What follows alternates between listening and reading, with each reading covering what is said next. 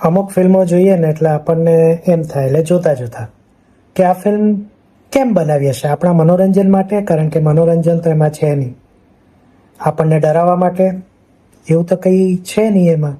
આપણને એક્સાઇટ કરવા માટે? એવું પણ કશું નથી. તો શું આપણને મેસેજ આપી રહી છે આ ફિલ્મ? એ પણ દેખાતું નથી. તો આ ફિલ્મ બનાવી છે શા માટે? આવું જ થયું બિલકુલ કર્તવ્ય જોતી વખતે. નેટફ્લિક્સ પર આવી છે નવી નવી. સૈફ અલી ખાન અને બીજા બધા કલાકારોની એક્ટિંગ સિવાય આ ફિલ્મમાં બીજું કશું જ નથી.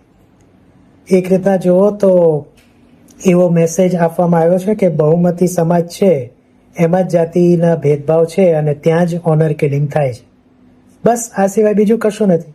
એક મર્ડરનો એક સામો એક બીજો ટ્રેક રાખ્યો છે, એનો પણ કોઈ ઉપયોગ થતો નથી. તો મતલબ એવી કોઈ જરૂર નહોતી આવું બધું કરવાની, તેમ છતાં ફિલ્મ બનાવી નાખી. હા, એક વસ્તુ કહેવાની છે કે પેલા જે સૌરભ દ્વિવેદી છે ને, એમને એક સંદેશ છે કે ભાઈ લલ્લન ટોપમાં બરાબર હતા. અહીંયા ગણીને 4 સીન છે એમના, ગણીને 4 સીન. મુખ્ય વિલન તરીકે એમને મૂકવામાં આવ્યા છે, પણ ગણીને 4 સીન છે. એક્ટિંગના નામે મીંડો, જાણે લલ્લન ટોપમાં બેઠા હોય એવું જ લાગે આપણને. ટૂંકમાં ઓવરઓલ કર્તવ્ય ફિલ્મે નિરાશ કર્યા છે, સિવાય કે બધા જ એક્ટરની એક્ટિંગ. એ સિવાય આ ફિલ્મમાં કશું જ લેવા જેવું છે નહીં. તમે જો આ ફિલ્મ જુઓ તો મને કમેન્ટમાં ચોક્કસ કહેજો કે આ ફિલ્મ તમને કેવી લાગી.